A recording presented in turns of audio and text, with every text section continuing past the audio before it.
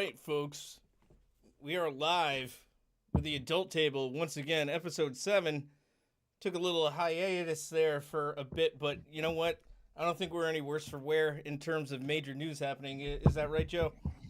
Yeah, there was not it was a fairly slow news week, to be honest. You know, there was a lot of fun stuff going on, but nothing that was like, oh my God, I can't wait to get on and talk about this. So I think it was, if we were going to have a week where we didn't get to it, I think it was a good week to pick. Yeah, there weren't any botched assassination attempts on Donald Trump's life since the last time we sat down and talked like this. Right. So, yeah. I mean, which, good. Which is a good thing. Happened. It's a good thing. It means the Secret Service is probably doing their job. About goddamn time. Yeah, right.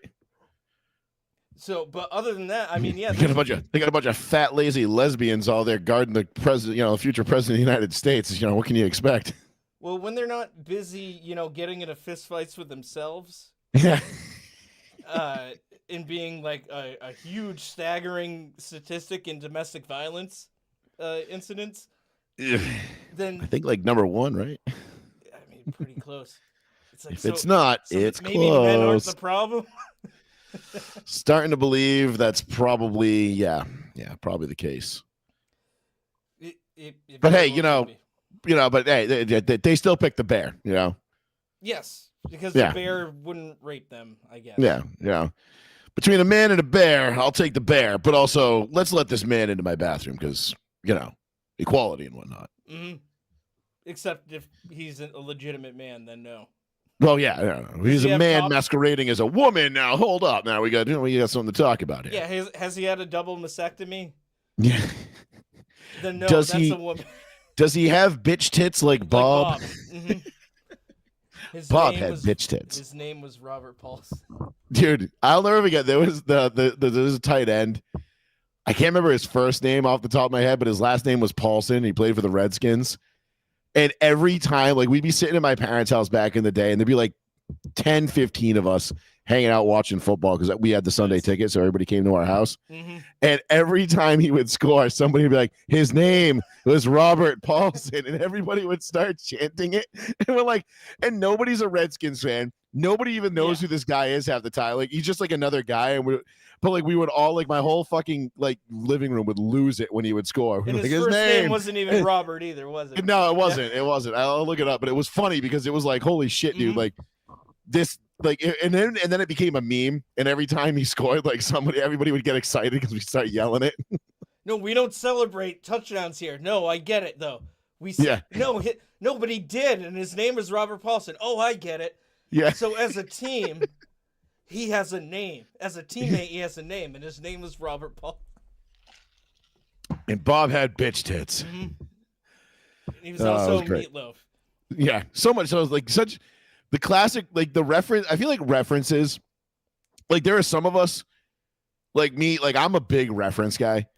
So like if I meet you for the first time and like I'm getting to know you and I throw out some random like quote from whether it be like Simpsons, South Park, Family Guy, Archer, like, Grandma's Boy, something like that, and you pick up on it, I'm like, okay, I can fuck with this guy. Like, we're all right. We're going to be okay. We're going to be all right. I'm the same way, and that also helps me in trivia nights. Oh, 100%.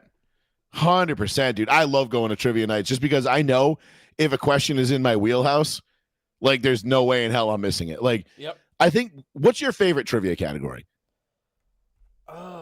Do you have one that you particularly excel at? Like, because obviously, like, I know you and I both excel at South Park. Like, that's documented. I think if you want to get that specific.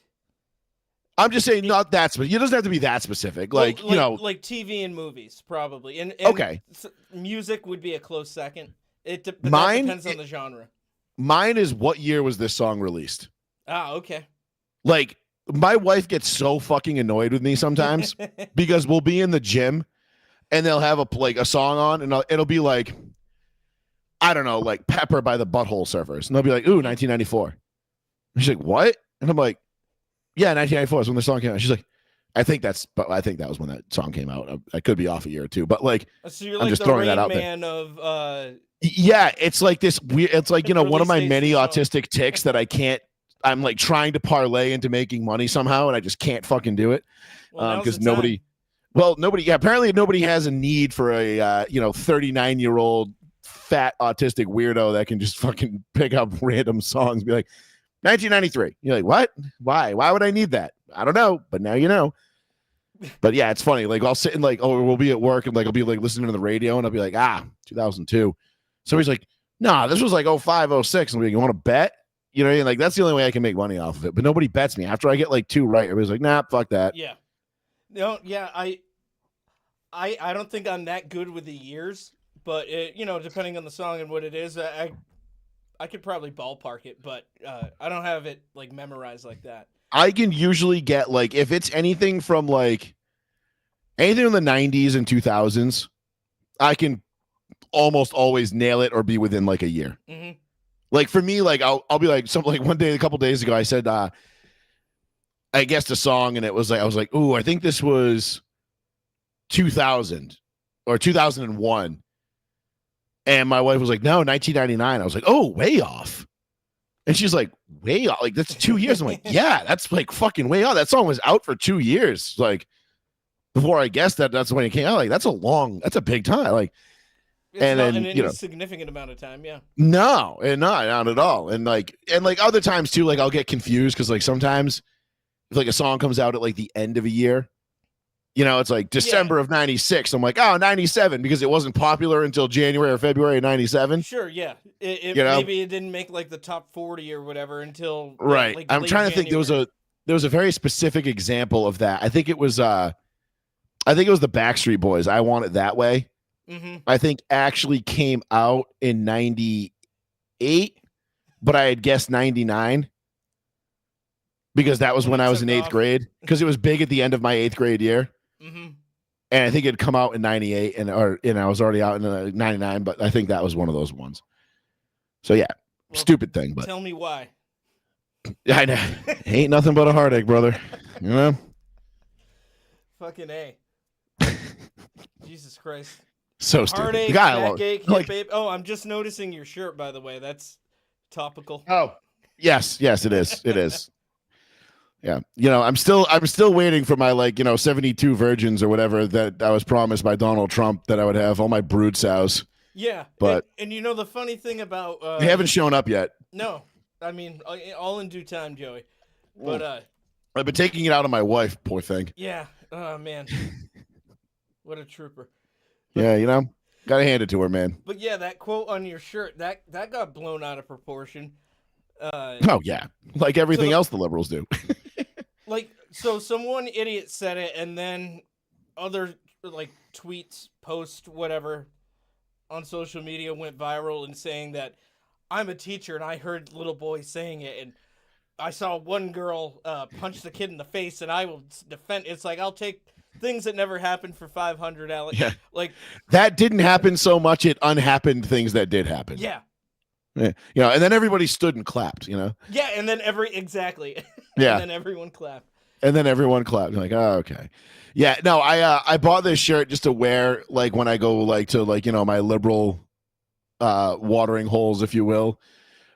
Just because not because I actually believe your body, my choice. That's not something I want that reaction from the ones that would react to it that way. Well, that, and it's like, it's funny because if we go back 2 or 3 years ago, your body, my choice was very much a liberal mantra when they were forcing needles into our arms. Yes. And making us get vaccines. They were like, no, you're getting the vaccine. You're fired. And I'm like, yeah, depending on whatever happened to my body, my choice. And they're like, nope, fuck you. You want to keep. And then now that now that the shoe's on the other foot, but I wear it to mock the hysterical liberal that thinks the that of it all. Yeah, that they're gonna get stuck in caves. We're like, no, bitch, we're gonna fucking lower gas prices and make groceries more affordable. Just fucking shut up and fall in. You're gonna be fine. This benefits everybody, not just. Don't worry, it's Massachusetts. You can still go get cream pied with impunity by some random guy at Foxwoods any given Saturday night when you want to go to the Scorpion Bar or whatever the fucking place is, and nothing bad. Nothing's gonna change for you. You'll be fine. That's the one bar I've actually been to. It's actually really good. I went there. That was the first. That was the first time.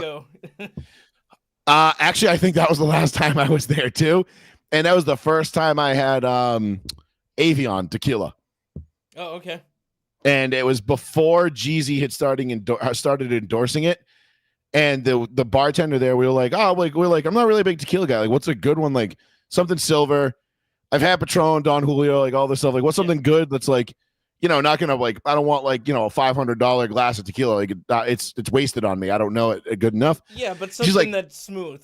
Basically. Yeah, she's like, oh, I really like Avion. She's like, it's cheap. It's not cheap, but she's like, it's pretty inexpensive. But it's like, she's like, I think it's better than Patron. I'm like, all right, cool. So we had like 4 shots of it or whatever, and like I just sipped mine to try to get the and I really liked it. And then Jeezy endorsed it, and then I started drinking it. And the place up the street used to be Moriarty's over in Fairhaven. It was on the corner after the bridge there, that first right on Middle Street. Yeah, dude, I used to go there all the time. I lived. I lived right up the street from there, so that was my local spot. Mm-hmm. And which I've been very blessed actually. And the last 2 places I've lived, I've had a liquor store within like 2 blocks of me. So stumbling distance. Either way. Yeah, blessing and a curse, if you will, but whatever. Yeah. So we would go there, and they had it like all the other places, like Cardozo's and all the big places had it for like $60 a bottle. Moriarty's was selling it for $35 a bottle. So we were like, "Fuck yeah, dude!" Yeah. And I told the guy, yeah, like I told the guy, the people who owned it, like their son worked there, like he was like the 2nd generation owner. And I was like, like the big stores are getting like $60 a bottle for this, right? He goes, yeah, I don't know, man. We're getting it cheap, so we're just gonna keep selling it cheap because why not? As long as they're still making a profit. I was like, fucking man of the people right here, bro. Right. Moriarty's. I mean, it's gone now. Now it's owned by one of the Hindu collabs. I'm sure bought it up because now it's all a bunch of Arabs in there. Well, not Arabs, but Hindus. Indians. Yeah, Indians. Like not the feather in the hat, the dot in the forehead. The literal from India Indians. Yes. The ones that hate the Pakistanis. Hey, buddy, even though they are exactly buddy. Yeah. Same with Israel and Palestine. They're the same people. Except you will find no Jews in Palestine, but you will find Muslims in Israel. Right. I mean, don't forget. Yes, the religious differences, obviously, but in terms of like all the same as a people, they're yeah.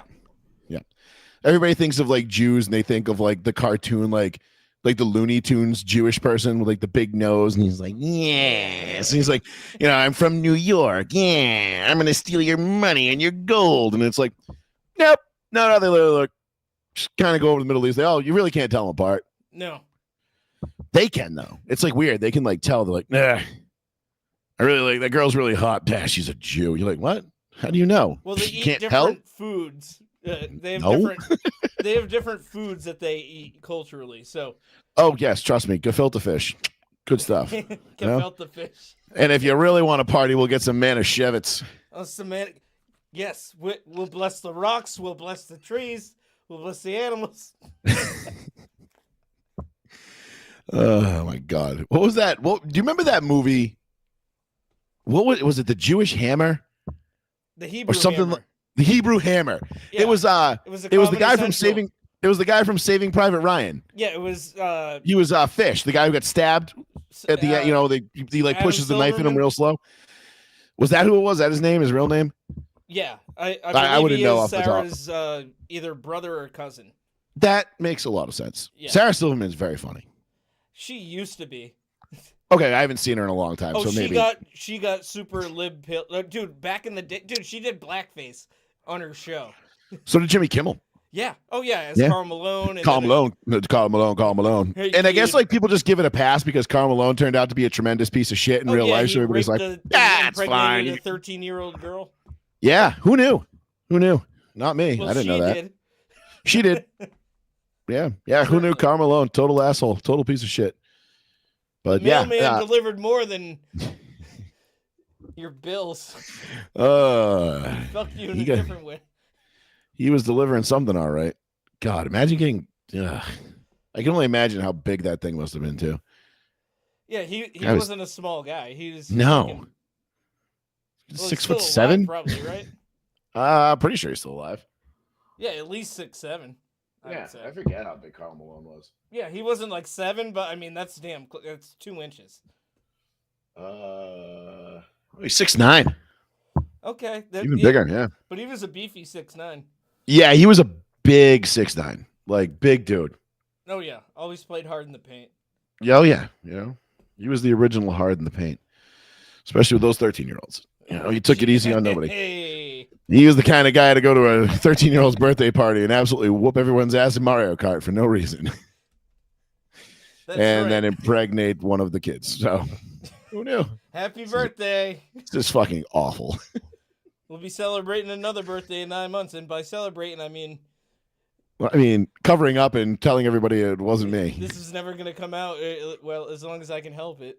Yeah, I mean, eventually it did, but not to it didn't affect his playing career. So he got to keep all of his money, which kind of makes me more mad. Exactly, it happened. God damn it! Like, he didn't face any consequences for it until well after his career. Yeah, it's like, his name's been smeared, and he's like, whatever, still paid. Yeah, it's like that meme. Doesn't matter. Had sex. Like, fuck you. Yeah, I got a nut. Yeah, you're a piece of shit. Exactly. Yeah, there's very few things I tolerate less than pedophiles and skinners, and it just I just can't look at somebody the same when they do that. You know? No, yeah, they might as well have something carved into their forehead or branded like on their face, like like a bullet hole. Well, yeah, and that they're dead. Yeah. I mean, don't tell that to the federal government though. The federal government has killed more raccoons and squirrels this year than they have pedophiles. So whatever. Yeah, because they were undocumented.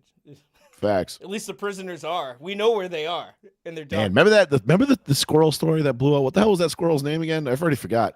It was Peanut, Squirrel, and then Fred the raccoon. Yeah, Peanut. Yeah, right. Dicks out for Peanut.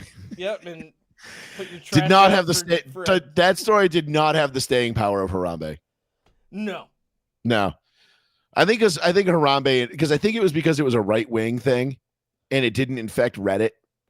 Like Reddit didn't run with the Peanut meme, like it did with the Harambe meme. Like a whole lot of time between Peanut and the election. It was like Peanut. Yeah, it's like a week. Peanut. It was literally like Saturday before the election. Yeah, not even a week. The weekend of. Yeah. Leading into the election, so fucking wild, man. They just murked that poor squirrel. But also, I think there was more gravity towards Harambe because Harambe was a gorilla. Harambe was an election year too, though. Yes. It was 2016. Yeah.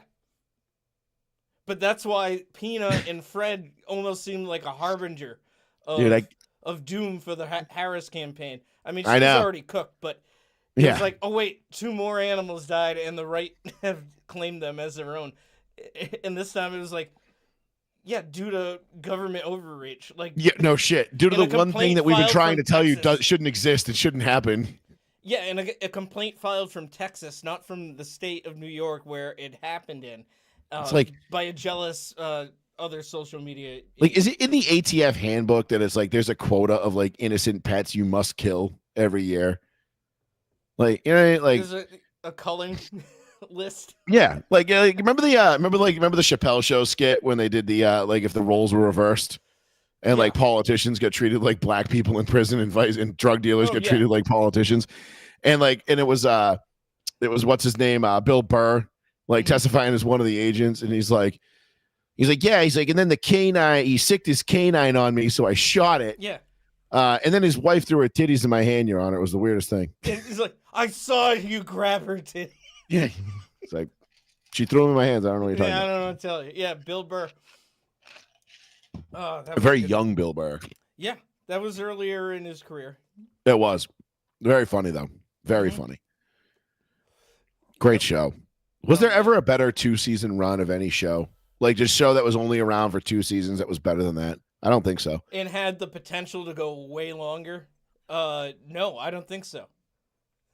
Yeah, I mean, the only reason I don't think it would have lasted as long as I think people wanted it to is because I think ultimately, like, I feel like towards like the end of like the 2000s, like towards the 2010s, like racism became more in vogue to be like, that's not funny about racist jokes than it was to just like poke fun and laugh at people for like stereotypes. Because like Chappelle's Show was completely based on stereotypes, right? Like it was all, like black guys have rhythm and huge dicks, and the Chuck Taylors of the world, and you're like, yeah, and then like the reparations episode, and then they're oh all god, just like, and they're buying just dumb shooting shit dice. from, Yeah, like I just bought this baby straight cash. I just bought this baby straight cash, son. Like, oh my god, dude, I fucking love that show. So fucking good. I get what Charlie Murphy was the most underrated part of that show. He became bigger because of his stories. Specifically with Rick James and Prince, became like the cornerstones of that show. But the best ones were the ones that were on, like, if you ever watched the Lost episodes DVD, yes, I used and like to own the bonus footage on it, I still have it somewhere. Like, there was one story like he told, and it was probably the funniest story I've ever heard. And it was about this like random guy that used to hang out with him and his brother, and he used to call people a moron, but he would say it like you moron, like, and he would like the way he pronounced it, and they just like whooped his ass one night, and then he like showed up at Eddie Murphy's house and was like trying to get through the gate to fight him. They went out and whooped his ass again. It's like, and he kept coming back, so we kept whooping his ass. Like, and it was probably like to me, it was funnier than the Rick James and the Prince thing. But like, it didn't make the show because it was like, it was very niche. It was like it was left on the cutting room floor. Like, those obviously the Prince and the Rick James ones were much more broadly popular because people knew who they were. Insanely famous people. Yeah, but like that one was so goddamn funny. And like Charlie, like I always love it. Like when there was the when he's like teaching the kindergarten kids or whatever, and he's like reading them a story, and he's like, what do you do if like a kid comes up to you and like, takes your friend's lunch money on the playground? And the girl like raised her hand. She's like, oh, you tell the teacher? And like they're giving the answers. And he's like, no, you snuff that motherfucker. You don't be a snitch. Like, you don't be a snitch. You snuff them. And I'm like, I was fucking crying, dude. Like crying. Mm-hmm. Still one of the, like, I still wish, like, I mean, I know Dave Chappelle knows he's as funny as he is. But like, I have to wonder, like, does Dave Chappelle know that like, that show impacted my life so much to the point where like I still like read like quote and use things like from it to this day? Like, yeah, absolutely. Like it, and to me it was a ritual thing too, because that was at its peak when I was in college. Yep. For freshman and sophomore year. Oh, that was like 03, 04. And so my sophomore year, I went every Wednesday to the dorm next door, hung out with the guys that were there. We'd all smoke weed, we were drinking, and yeah, it would be Chappelle Show and South Park. Can I still sell rocks to the community? Yeah. Absolutely not. He's pointing to the tape recorder. I went as Tyrone Biggums to Halloween one of those years too. That's awesome. Just went to Savers and got the get up. It was like it was such an easy thing to put together. Yeah. But there's a crackhead lifting up the bus. Yeah, exactly. To your point earlier though about the show, and if you didn't think that the longevity would have lasted as long because of the change in the tide of comedy, I think Chappelle, if he hadn't, took a long hiatus, would have been that defiant one, being like, no, I'm still going to do it because, I mean, that's what he's doing. That's what he's been doing since he came back. But I would have to wonder, though, he's big enough now, because I feel like his legend and aura grew when he stopped doing the show, because he stopped doing the show when the show was in such high demand. Yes. So I think because he insane ratings. And I think because he walked away when he did, people were left wanting a lot more, and they knew there was a lot more to be given. But he said no, and I think by doing that, like if he had done that for another 4 or 5 years, right? 6 years, say it runs to like 2010.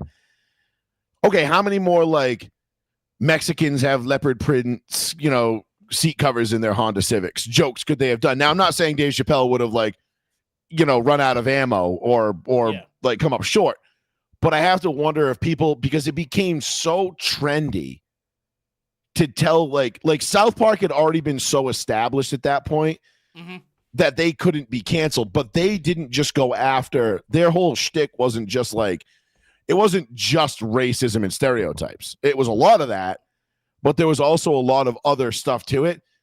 Yeah. But I have to wonder, like, if Chappelle's show would have ultimately fallen victim to, like, people just being like, oh, you think that's funny? Like, how droll, you know what I mean? Like, because that's what every fucking asshole that we know with an associate's degree from BCC like tries to act like now, you know what I mean? Like, they try to act like they're so much smarter and better than everybody else. Yep. And it's like, bitch, like you went to community college for a year and a half and dropped out. Like, what are you doing? How are you you're gonna know so you're smarter than me?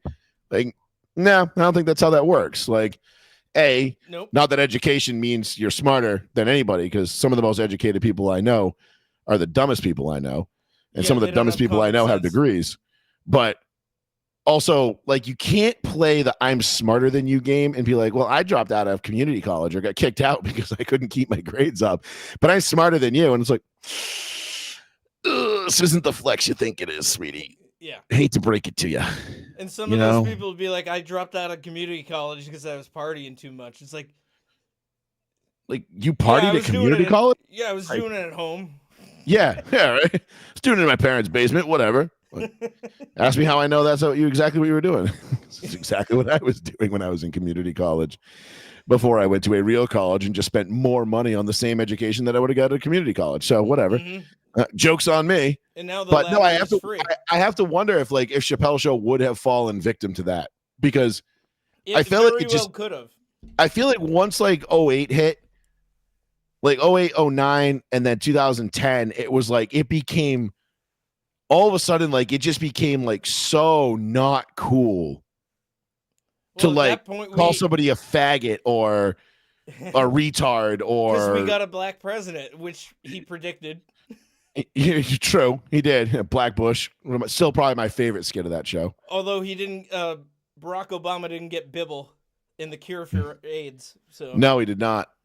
He did not. He was like, oil. What you talking about? You cooking? Yeah. Run.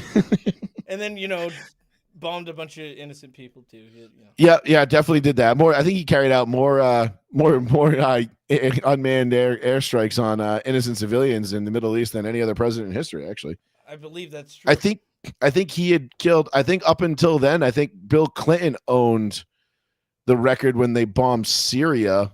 Yeah. I want to say the same week of Columbine in '99. Yeah, the couple days before that, they bombed the fuck out of Syria and killed a bunch of innocent civilians. And it got swept under the rug because of a national tragedy. And then Dylan Klebold and whatever that other fucking asshole's name was, killed a bunch of innocent kids in Colorado. And we're like, huh? Syria? Shit, where's they that? listen to Marilyn Manson. We gotta. Yeah, no shit. Which, what's so funny? It turns out that Marilyn Manson was an actual total fucking shitbag. It's like every middle class white mother's just like, Yeah, well, just not in the way that his shock rock persona, at least presentation wise. No, he was just a manipulative, terrible person. Yeah, but his guitarist John 5, amazing, unbelievable. Love him. We talked about guitarists a couple weeks ago. I forgot to mention him. He's and it's so funny because nobody ever brings him up. Well, because Marilyn Manson as a band is about the front man and the presentation. It's exactly not music heavy, but that style of music doesn't really showcase his skills either. No. You know what I mean? Anybody, I think one of the first songs I ever learned to play was "Beautiful People." Mm-hmm. It's very simple. And I'm like, I'm not a good guitar player at all. I have a guitar, I've played guitar, but I would in no way consider myself a guitar player. I can play, the main, I can play a little bit of "For Whom the Bell Tolls," Yeah, but that's an easy riff to do. I believe it's at least in. I want to say it's in D standard, maybe. I think it's drop D, but. It could be drop D, but one where you can just lay one finger across the same. Oh yeah. Just all fucking just straight power chords, sweet. And then the hard part is doing it like James does, the downstrokes, but that's neither here nor there. It's pretty rude. But his solo stuff is incredible. I've seen him. Yeah, John 5's unreal. I saw him at the Vault earlier this year. Great show. I did see he was playing there. I actually wanted to go to that, but it was one of my nights I work a double. At work, and I'm obligated to be there. I have to be there. My one night a week. I think it was a Friday night, and I did see he was there though. Yeah, and I was like, awesome. And I saw that. I was like, son of a bitch. I would really like to see it because he's unbelievable. Yeah, You know, And and like I said, that type of music doesn't really showcase his ability. exactly, his solo stuff, he can. Like he was playing Yeah, bass that night as well, and then awesome. switching back to guitar. Uh, he played all his stuff, and yeah, he's very versatile. He does like flamenco picking, he does chicken picking, like southern style, like Yep. Yeah, uh, he's unreal, dude. yeah. He's actually a phenomenal guitarist, Oh yeah, I and think you would never know it. he also busted out a banjo and a mandolin. That's awesome. Uh, and yeah, he exactly you wouldn't know because again, it's Marilyn Manson. It, Right. he has solo stuff in that, but you can't name a great solo in a Marilyn Manson song. It's about No, like you can name uh, every great Kirk Hammett solo, but you could yes. never name a John Five solo. You know what I mean? Not from a Manson song anyway. But yeah, Yeah. he's unassuming in that sense. It's like, oh, he was the Yeah. guitarist for, but no, he's so good. No, he's awesome. And I actually I thought about that after we had done that list because I think I was listening to music later on that night and like beautiful people came on. I was like, oh yeah, John Five. I was like, forget about this guy. Yeah, I Shit, think that would have been a we were talking good about our name drop. top of all time. We were talking about our favorites, like who we thought was the best. Yeah, and I think our lists were good. Yeah, solid. Like John we Five didn't leave not in anybody the off. mix of that, but I mean he in terms of just overall. I mean, I think you could. I think if like you were to pound for ask pound. people, yeah, I think if you were to like ask like other guitarists, like he would probably be a more common name than you realize. You know, because I think because it takes like you got to kind of know, like it takes one to know one kind of thing. Right. So among his peers, I think he's very highly respected. Sure. Yeah. You know? I mean, yes. That's why I regard him as high as I do because he is that versatile. Yeah, like if Dave Mustaine, Kirk Hammett, and Dave Grohl are like, "Yo, this guy's fucking dirty." I'm like, yeah, all right, he's there. Well, they're probably right. In comparison to all those people you just named, they would know they're one dimensional compared to him. Right. Just in a lot of ways, yeah. Yeah, it's funny though, but like because we talk about it all the time, and like especially like styles of music, and it's like, like everybody like loves to like nut their pants, and like it's just I'm gonna like over like Tom Morello, who I don't personally like. In fact, you could say I loathe in a lot of ways. Yeah, we went over that. Like and like I everybody's just like don't like him as a person. I honestly couldn't care less about him as a person. Like because I've gotten to the point in my life now where it's like I have to be able to separate the art from the artist because everything's so highly divisive and everybody's so like politically charged and it's like, well, I'm Taylor Swift and I make music, so I'm going to tell you who to vote for. It's like that doesn't qualify you to tell me anything. Actually, like I listen to you because I want a poppy, shitty pseudo country song or whatever the fuck it is you make now. Not because I want my political advice. Like LeBron James, you didn't even graduate high school. You got a participation trophy. I'm not getting my political advice from you. Sorry. Same thing with a lot of famous people, Robert De Niro, all these Hollywood elites, like, and, just the same way I don't listen to them. It's not like I'm sitting there and being like, oh, I'm going to go listen to Kid Rock and get my political advice from him. Yeah, neither do I. I mean, do I align more with Kid Rock than I do with LeBron James? Probably. I mean, 65 Gisvelle's snakeskin boots, ZZ Top, The Clash. Those are all pretty cool things that I like. But nonetheless, blasting ball, what to ball in your fucking car. Listen, man, you put that old school original Kid Rock was fucking awesome, dude. I played that album so much. It's one of those ones I never put it on intentionally, but when it comes on, I'm like, oh yeah, we're cranking this one up. Why not? 100%. Yeah, even stuff like back then that I didn't even like. If it comes on, I'm like, all right, it takes me back to that time. Yeah, I found myself listening to like, and not intentionally, but like for some reason, Linkin Park has worked its way into like my Spotify smart rotation. And I think it's because I had the Jay-Z Linkin Park collab stuff on there. Yeah. And I liked it. It's on like my liked list. And so it's like, oh, well, here's some stuff out, like here's Faint. And I'm like, okay, good song. Nothing I would ever put on like for myself, but all right, and I'll bang out to it. Yeah, it's and then it's bad. like, yeah, and then it's like, oh, here's some Raw. And you're like, oh, okay. Guess we're going down this rabbit hole. Yeah. Yes, I did call your name, and yes, we are listening to this right now. Like, This is happening. yeah, and I'm like, oh, Alien Ant Farm next, sweet. I love a good cover of Smooth Criminal, but yeah, it's all like that same time period, in that same time frame, and it's just like, yeah, all right, well, guess we're doing this because, like you said, it takes you back. Music's one of those things. I think that's why I'm so good at the what year was this song released, is because I can almost pinpoint like where I was the first time I heard a song, or like what I was doing or what I was into, and I can pretty much associate that with like where I was in my life. So I'm like, yeah, like if I like I know like if like that stupid that Crazy Town song Butterfly. Oh God. Yeah, the Come My Lady, which Well, I think that's the same song. yeah, that's what it's called, right? Butterfly. Yeah. Or yeah. So like You're that my I was like, butterfly, oh sugar baby. yeah, I was like, oh, 1999, and I'm like, boom, done, nailed it. Like, I was like, how did you? My wife's like, how did you fucking know that? I'm like, well, let's see. It was freshman year, beginning of freshman year. Didn't get popular until the end of freshman year, which at the end of freshman year, and then the beginning of sophomore year was when I had my.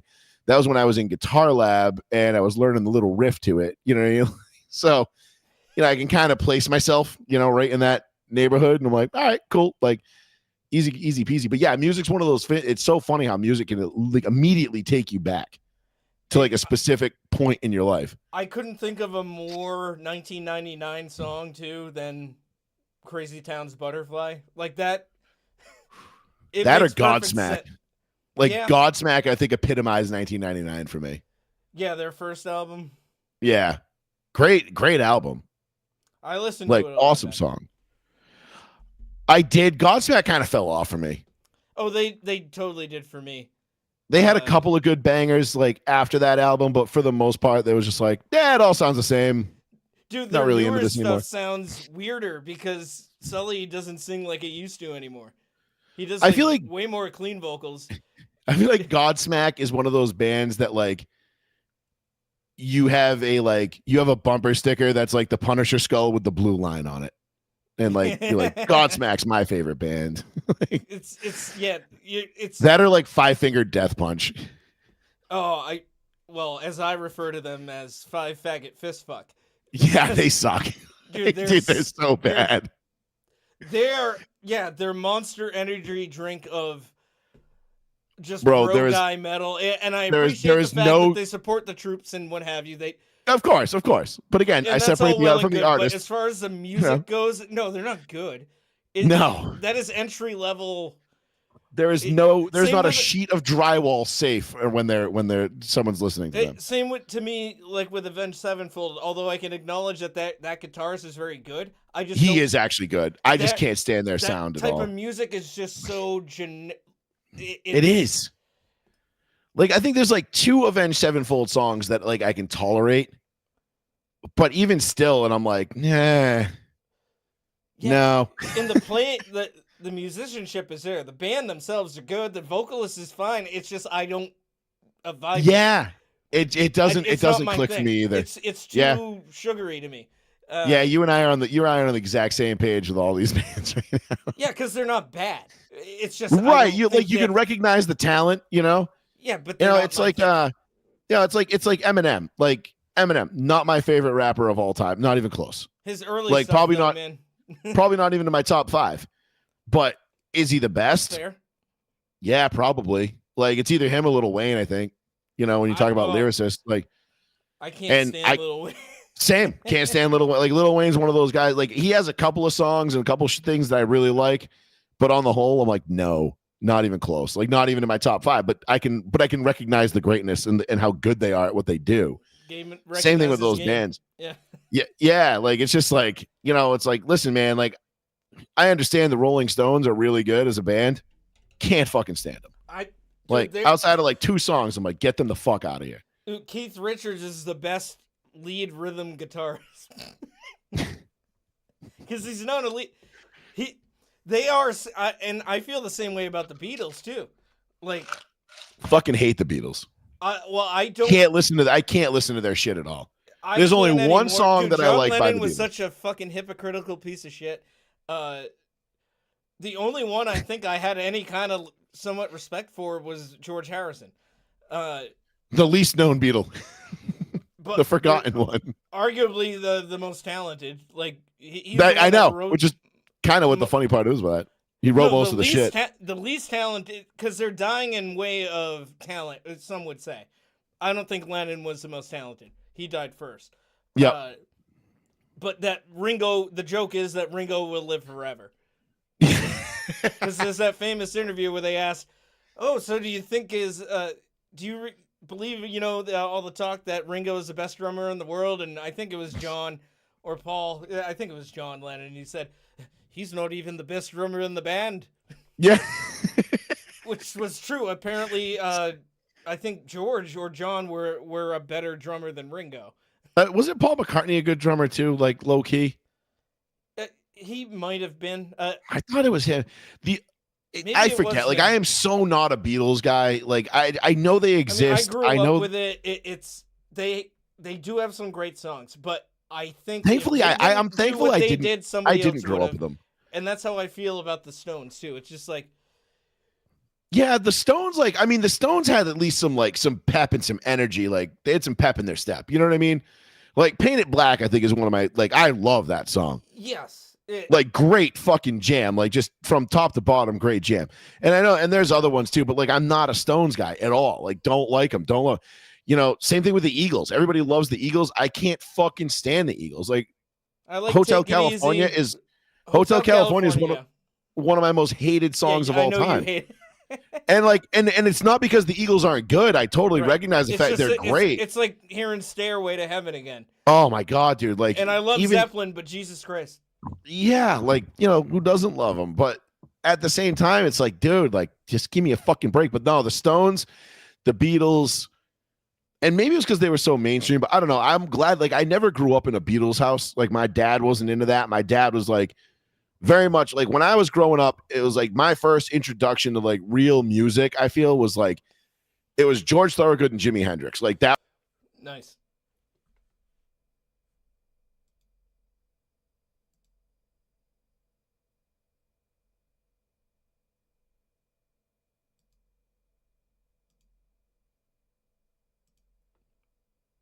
Found, like, I got my first radio when I was in, like, say, like, third grade-ish.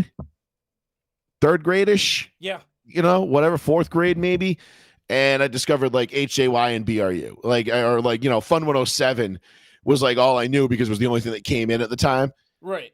And then I was like, and I remember, like, everybody else listened to Fun 107. So yeah, and I remember being like, why doesn't Fun 107 play Metallica? And somebody was like, wrong radio station. I think I actually called into Fun 107 to request Metallica. And the guy was like, yeah, wrong radio station, bud, and hung up on me. And I was like, well, fuck you too then. So, like, if you're not asking for fucking Baby's Got Back right now, I don't want to talk to you. Listen, man, is Metallica, is that a new way to pronounce La Bouche? Because that's all we got. Like, because if you don't want to hear Rhythm is a Dancer, then we ain't covering it. Like, it's just it's not your thing. Yeah. And then I discovered other ways to find music, and I was like, oh, okay. And one thing led to another, and next thing you know, I'm like begging my mom to let me buy Master of Puppets at fucking Cove Discount. Cove Discount. On fucking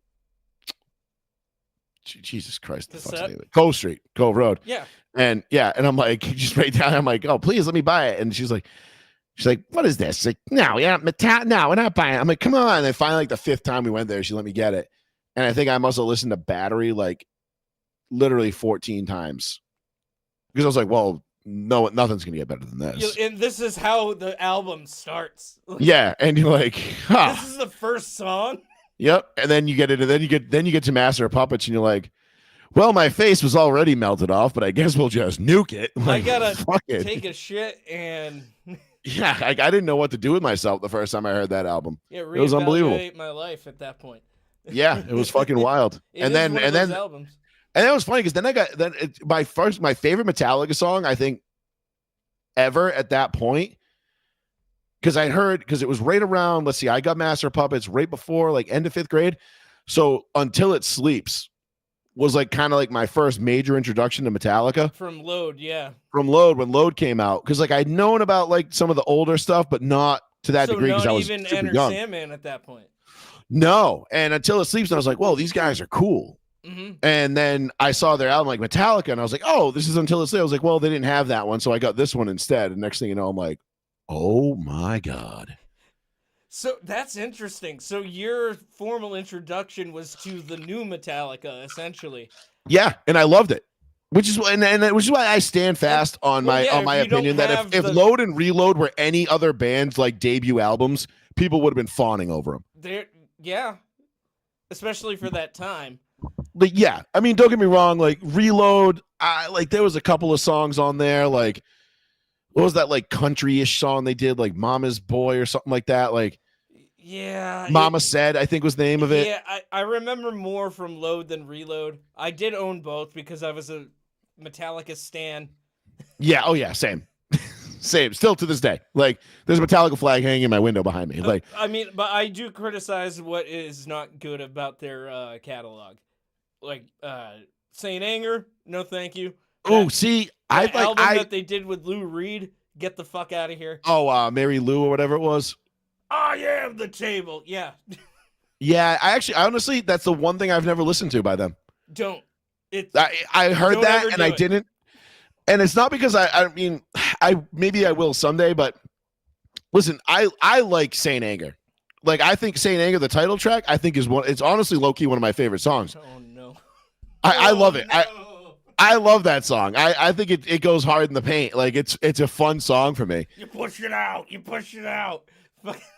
Yeah, I loved it. I thought it was really good. I didn't like the drum. In a prison. Yeah, San Quentin, bro. That shit was sick. And but like I didn't love the inmate. That was their more punishment.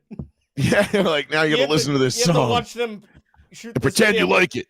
This song sucks.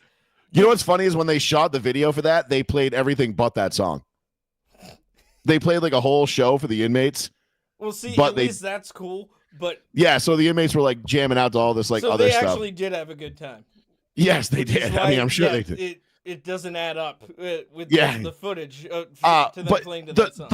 The album as a whole, yeah, not great. Couple of good songs on it. I do actually really like Saint Anger. I jam out to that one pretty regularly. But the snare drum. The drum kill. I hate the drum. Like everybody hates the drum. I get it. I'm not a fan of the drum either. He's hitting a trash can with a well lubricated floppy dildo. It was like they grabbed the kid from Slipknot and they were like, just come smash this keg in the middle of the song for no reason. And it's not like they had some schmuck producing it. It was Rick fucking Rubin. I know. Like, no, we're going with that. Yeah, it's like, really, you guys thought that was a good idea? We're looking. I mean, I know that was when James was having his like last alcoholic breakdown. So yes, it makes sense. But that's still on the that's on the sound engineering. Like I would love to get like Rick Rubin's off the record thoughts on that album. I'm sure he's already done it.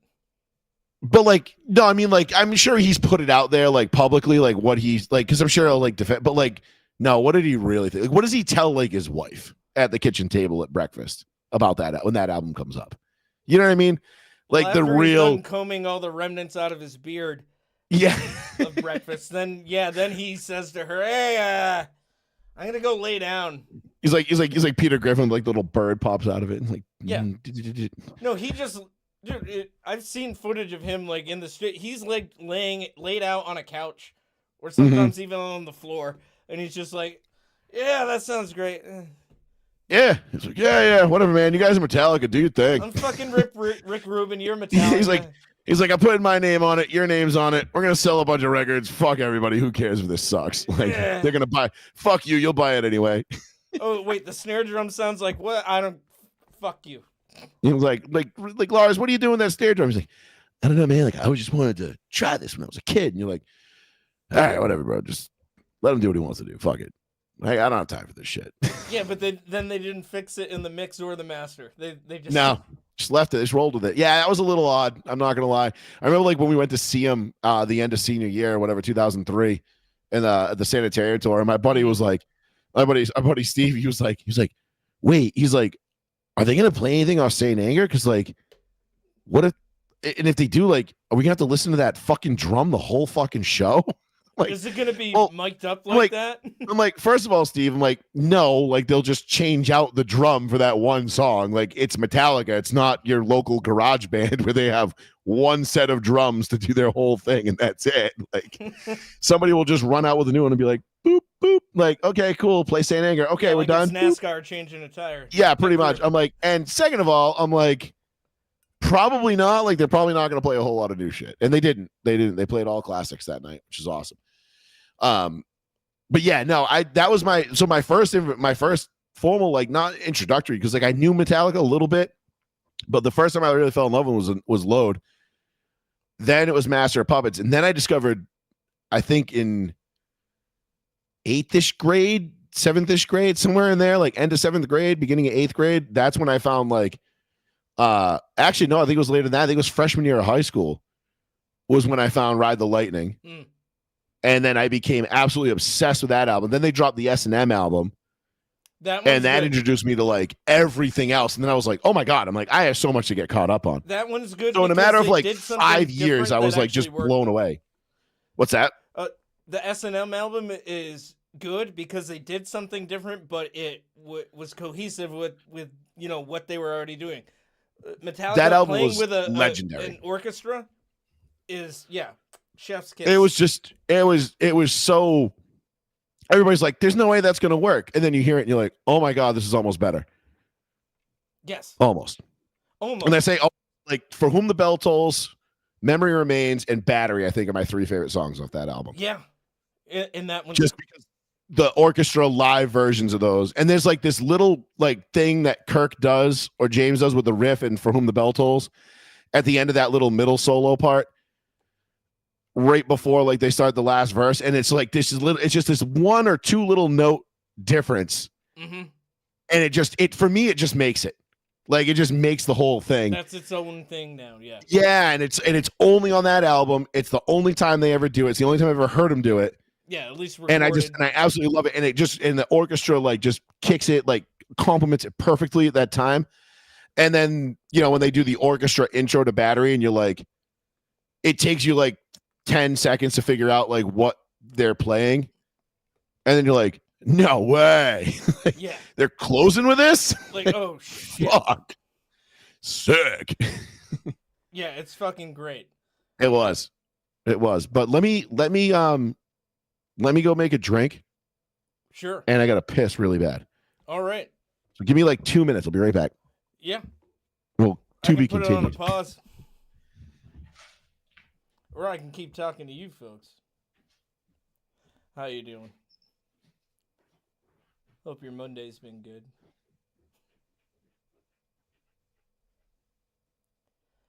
Mine was all right.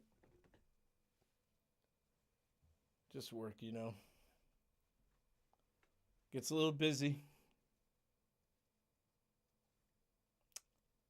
But that's it.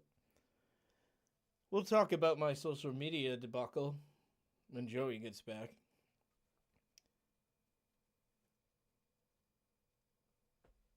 We do have a couple other topics to go over.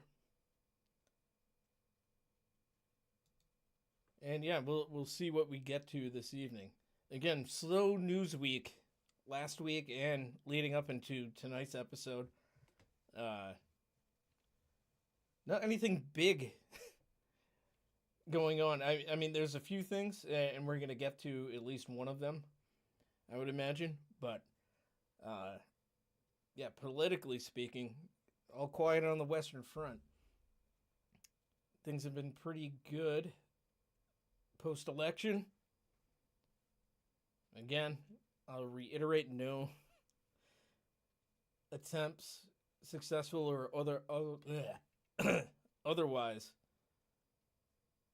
on Donald J. Trump's life since election night. So that is good. Still got a little ways to go until he is in office, but that finish line gets closer each day. So just gotta stay the course, folks.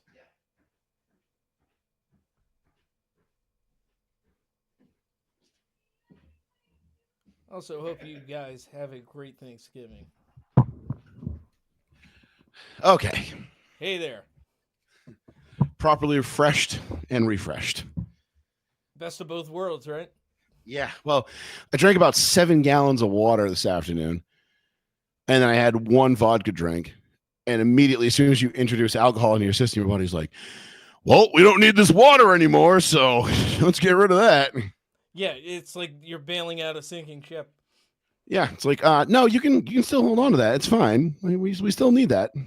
Cramps aren't going to solve themselves. Since this happened before we were able to do another episode, congrats on your 500-pound bench press there, Joe. Thank you, sir.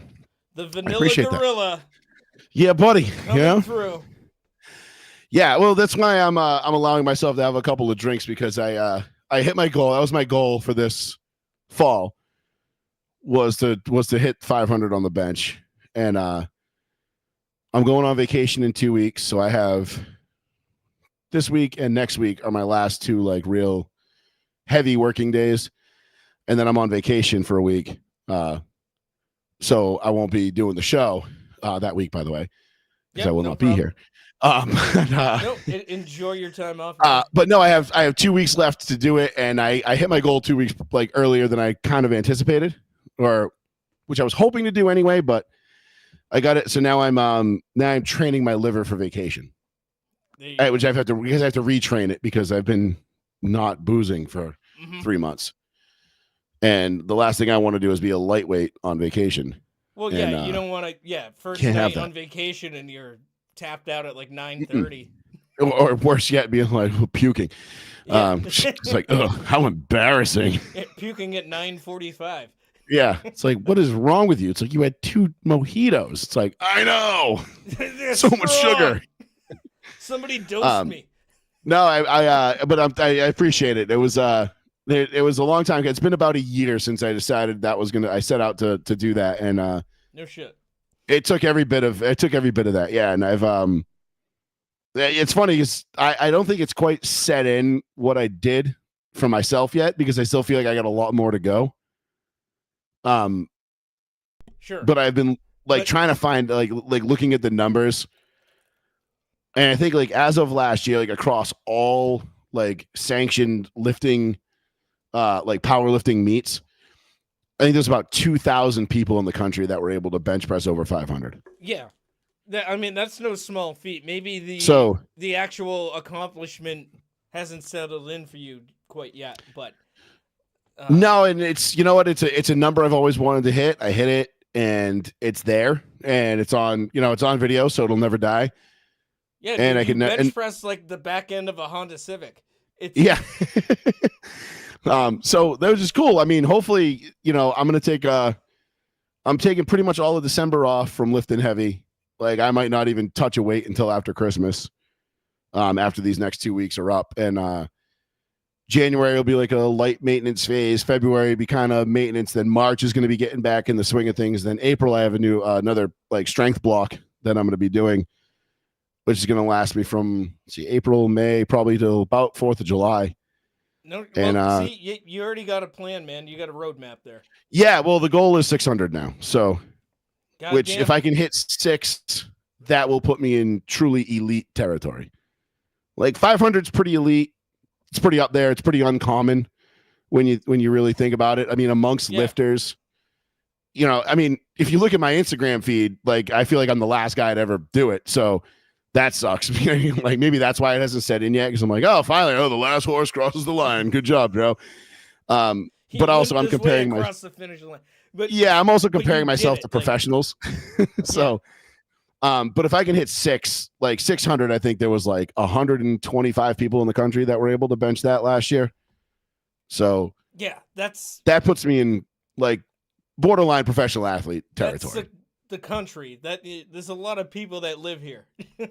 Yeah, I mean, and when you look, and that's just amongst lifters, if you look among just the regular population, it's like the number is so staggeringly small. It's kind of insane. So I'm trying to let myself like absorb it a little bit. It's funny because like now I go to the gym, like I had like some random old guy, probably like in his like late 50s, early 60s, just come up to me and be like, "Hey, were you the guy that benched 500 the other day?" And I'm like, "Yeah." And he's like, oh wow, congratulations, man, that's great. This now I'm like, cool, man. Thanks. Like I don't know what to do with that. I'm like, cool, like appreciate it and sweet. Thanks. Back in 1977, I bench pressed 498, but it didn't count. And with inflation, that's like 700 today. Yeah. Like, I don't know that's how that works, but okay. But no, it's funny because like my gym took a picture of me after I did it, and then they posted it to their Facebook page, which I didn't know they were going to do. So they posted it to like all their social media. I did see that. And so like, yeah, and like I guess my wife shared it, and like I was like, oh, I believe like I didn't know they were doing that. Yeah, your wife. Yeah, so I was like, oh, so like now I'm like going to the gym. People like come up to me and they're like, oh man, hey, I just saw you bench 500 the other day, fucking crazy. I'm like, were you here? And they're like, no, I saw it on Facebook. I'm like, oh, cool, okay. Oh shit, yes, that's like, right. It's on the internet. Yeah, like oh yeah, I put it on the internet. Like I guess I should be ready for that, but I'm not that guy. Like I never ever post videos or pictures like ever of me working out. I think that's like the second or third time I've ever done it.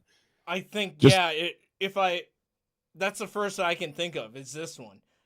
The last time I did it was it before, but it was so yeah. I think the last time I did it, I hit like 465, and I was feeling pretty stoked on myself. And I did, it was just like a humble brag kind of. Because like 465 at the time was still a lot. That was a PR for me at the time, but that was like 7-8 years ago. And two torn pecs and a slew of other injuries later. Like both pecs, Jesus.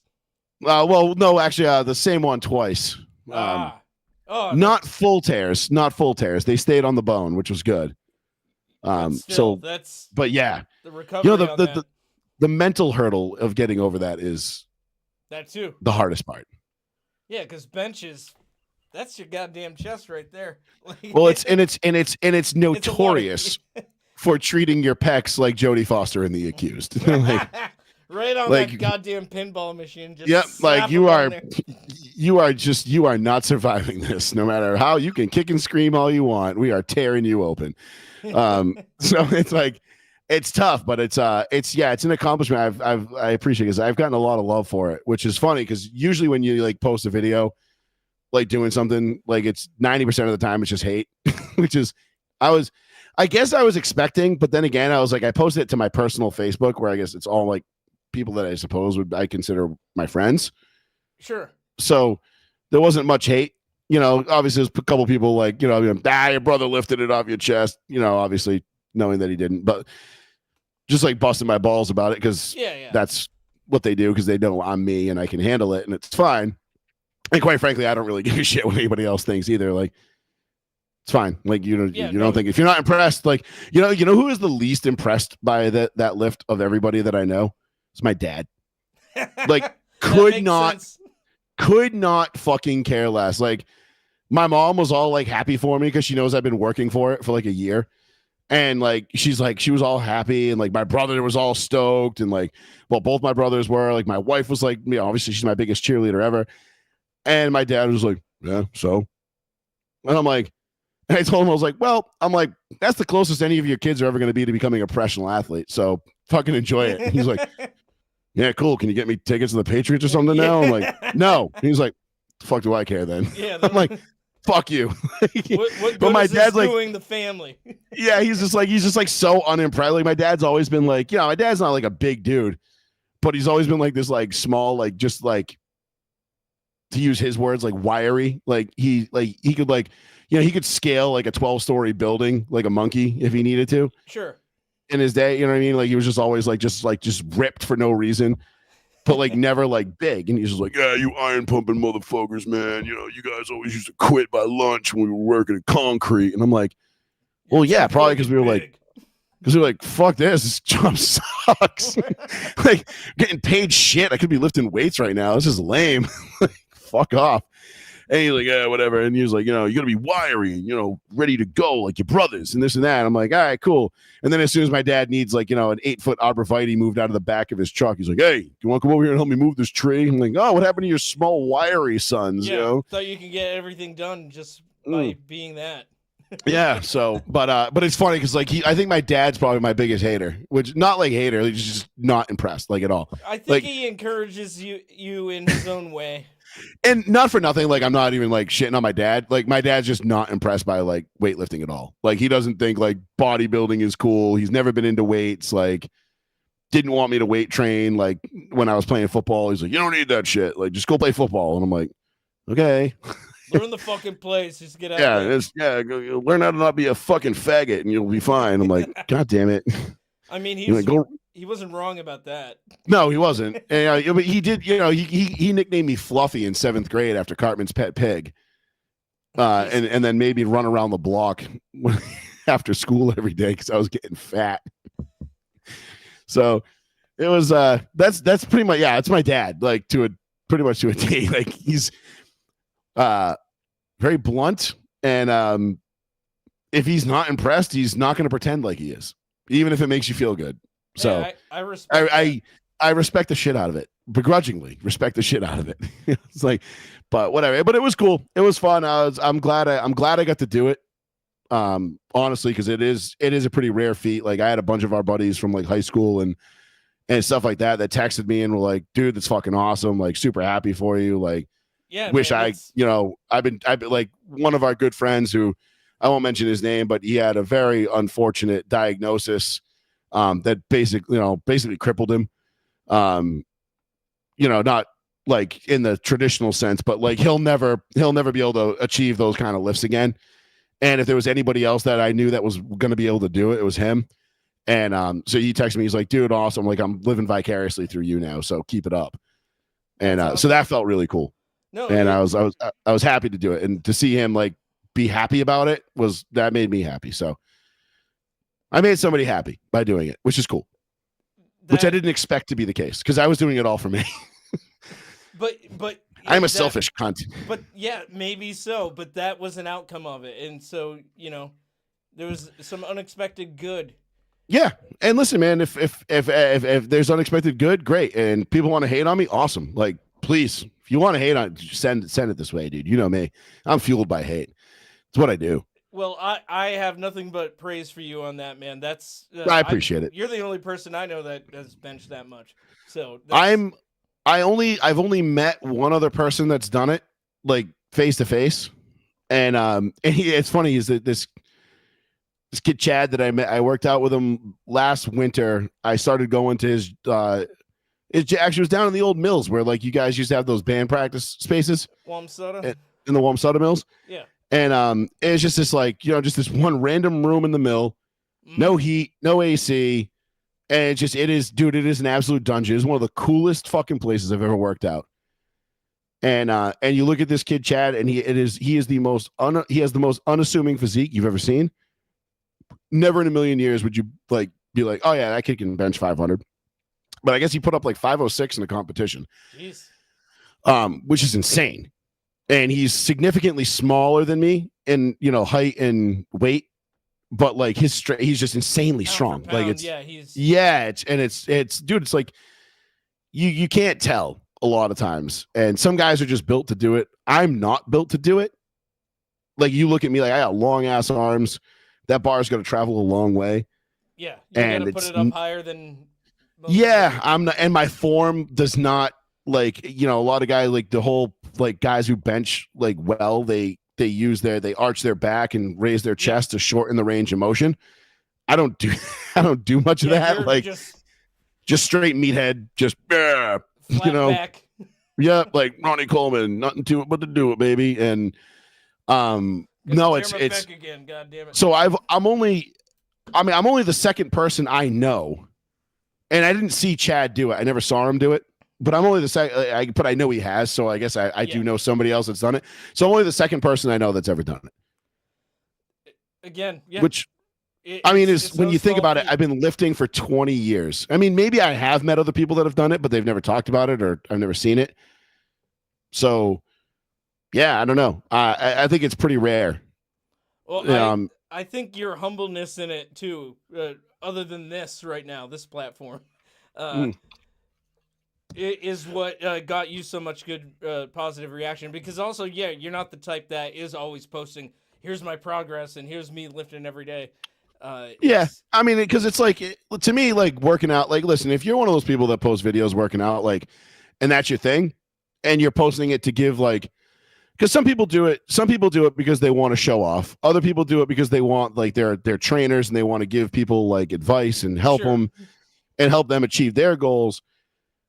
But I mean, a lot of it is just self praise, right? I mean, let's be honest. Like, why does social media exist? So we can fucking post pictures when we're on vacation and flex on everybody and be like, aha, like I'm here doing this, drinking a Mai Tai while you're stuck at home in the snow working. Like, like tell me how jealous you are of me right now because I know I would be. You know what I mean? Like, and a lot of it is that. And to me, like lifting is one of those things. Like, I get it.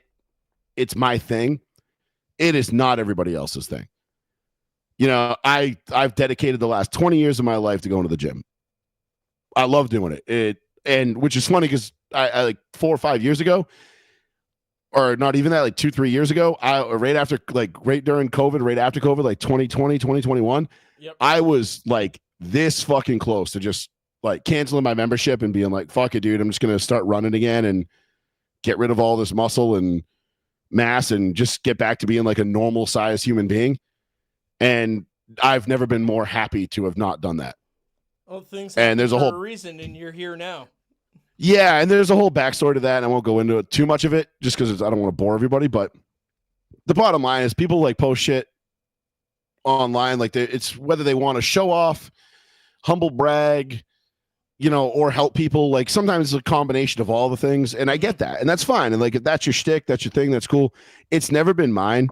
I've never really like been one to like post about like my results in the gym or what I'm doing this particular day because like it's like your fantasy football team. Nobody gives a shit. Yeah. Like nobody fucking cares, dude. Like I see so many videos every day of people posting like, oh, new PR hit 285 on the bench. And I'm like, all right, cool. Like you're allowed to be stoked on that PR. Don't get me wrong. But also like, I don't know, to me, like to put it on social media, like it's got to be newsworthy. You know what I'm saying? Yeah, and this is why I think social media in general is kind of a mistake for various tremendous reasons, mistake, and that's one of the main reasons. Yeah, and I don't think we meant for the conversation to go this way, but like I think that's like kind of a microcosm of like society at this point, like where we've gone. It absolutely is, and like what a detriment like social media has become, because like you think about it, right? I can barely enjoy, or at least I'm not enjoying it as much as I thought I was going to. Like, I don't feel as good about my accomplishment in the gym as I thought I would once I did it. Like, I was in the moment, I was ecstatic. Mm-hmm. But as I sit here right now, all I'm thinking of is like, okay, all right, I'm having a couple drinks tonight. I'm going to have to rehydrate tomorrow. I'm going to need to take in extra calories. I'm going to do this, need to do that. Okay, Wednesday is going to be chest day. It's going to be a light, high volume day. Like in my head, my brain's already working like, okay, how am I prepping for 2 weeks from today? For 2 weeks from Tuesday when I'm going to try to break 500. Like I'm going to try to put up 525. You know what I mean? And which is fine. But like in my head also, and I guess this is kind of maybe where I'm going with this is like I said, my Instagram feed, my news feed is filled with people that bench 500 or more all day, every day. You know what I'm saying? So for me, it's like you're part of that circle. Yeah, I'm like, okay, cool. Like I'm like, I don't see it. Like I'm not as and I'm wondering like, is it robbing me of like the joy and happiness that I should be feeling right now? Because I'm okay, well, yeah, I got 500, but I feel like I could do more. And B, like, all right, well, I only did 500. Like, all right, yeah, 500 is cool, but like, I don't know, like 7 guys on my Instagram feed do that at least. Like, so in a way, I feel like maybe social media is like kind of like throwing a bucket of water on my little fire over here. You know what I mean? Yeah. And if it's doing that to me, I can only imagine like what it does to like somebody who's much thinner skinned, younger, much less experienced, 17, 18, 19 years old, much more impressionable than I am. Because like me, I don't give a shit, right? Like you can think what you want about me. I don't fucking care. Like, you can congratulate me and tell me, hey, great job, and I'll thank you, and I sincerely do appreciate every single person that's had a nice thing to say to me about it. At the same time, if you tell me like you're like my dad, you're like, I don't give a shit. I'm like, okay, cool. I wasn't asking you to. Like, I don't care if you give a shit. I did it for me. So like, you got to wonder, like, where does this leave? And this is kind of a really roundabout way to get to this point, but like, social media is, I can only imagine being a parent of like a teenager right now and having to explain to my kids that social media doesn't matter when literally every single important thing or big thing or everything that they do is on social media. Yeah, it's inescapable at this point. And that's part of the reason why I resent it so much. And yeah, I've been off of it officially, not counting YouTube. As far as Meta is concerned, yeah, since this past weekend. And Yep.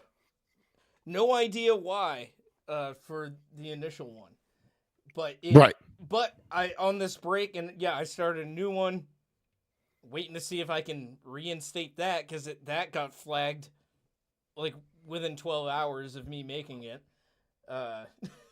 So that's weird, and for advertisement reasons, quote unquote, which the profile existed for less than 12 hours, or roughly about that long. What ads were I had like 3 friends, you being one of them. But yeah, it's too much of a crutch right now. I understand that it is such an easy way and broad way to promote oneself or business or what have you, or just stay in touch with people that otherwise, I don't feel like saving their phone number and texting them. Yeah, like, I understand the ease of usage and the applications that it's capable of running, but at the same time, yeah, what the fuck? We don't really need it that much, and too many people are dependent on it now at this point.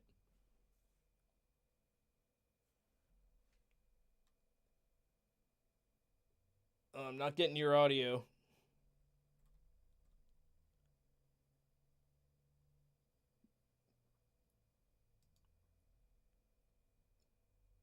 Joe, are you muted?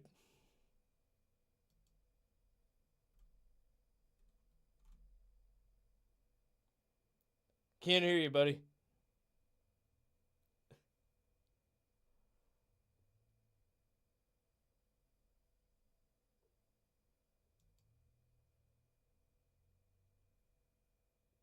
Seems like you might be muted. Yep.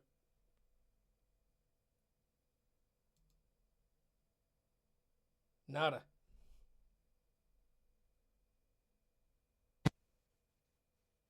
How about now? There we go. Okay. All right. So yeah.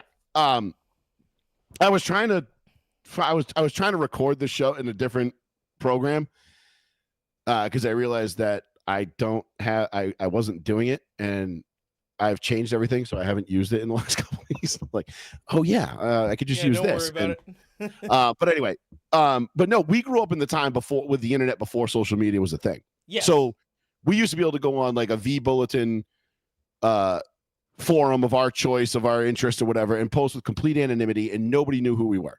Mm-hmm. Like, you could make up a fucking crazy fucking name and no one knew who you were. It could just be like a bunch of random letters and numbers, and you were just, you were what your avatar said you were. Social media back then was AIM. Yeah, for real. And even back then, like, so we grew up in that part. And then when we got to college and Facebook came around, I remember like opening up Facebook. Yeah.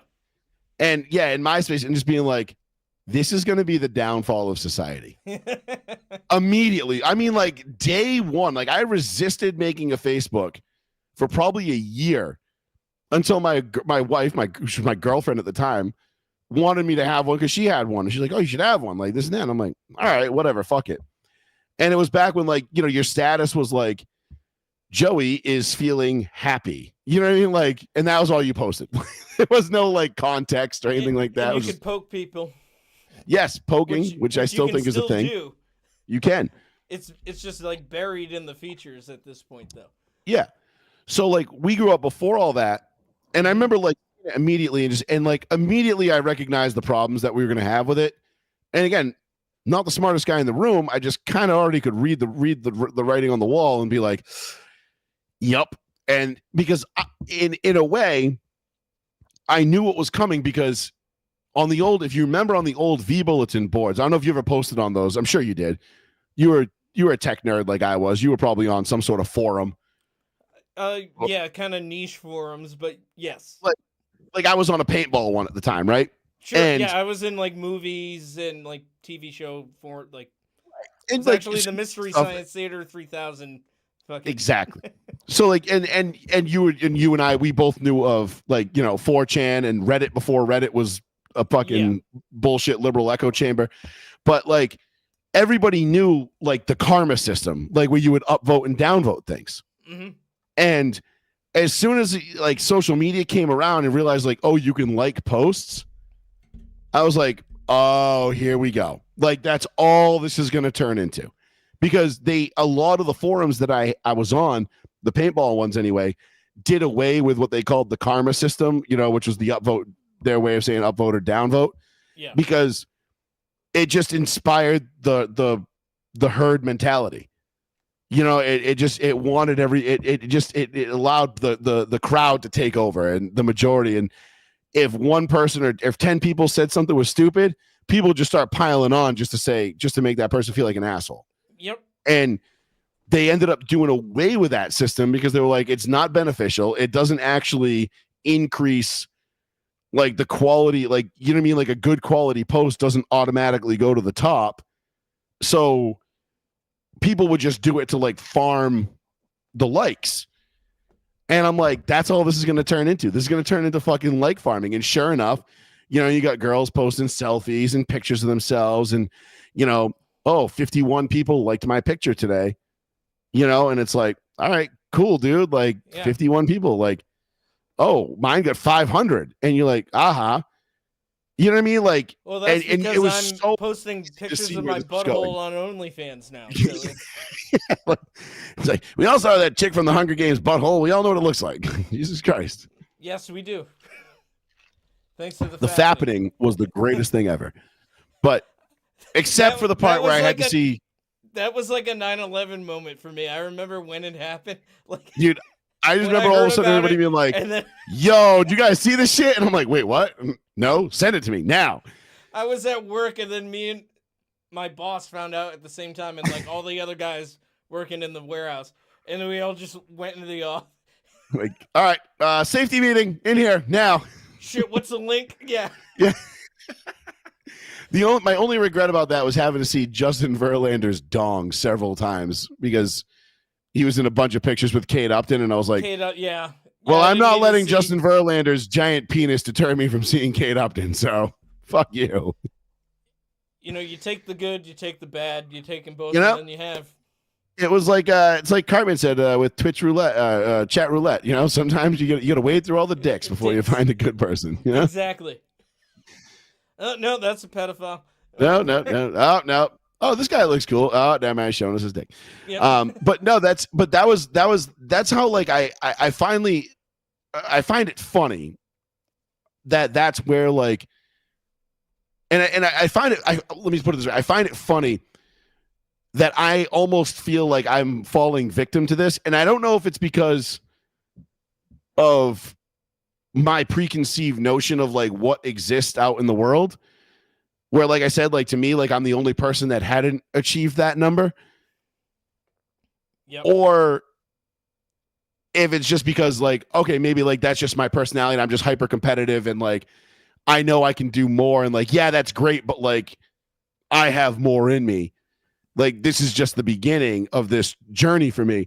So like I'm not allowing myself to be happy because I don't want to be complacent and like just kind of rest on my laurels and be like, all right, cool, did what I set out to do, I'm done. Or is it because like I'm just inundated with people who do more than me every, you know what I mean? Like, it's like, shit, I don't know.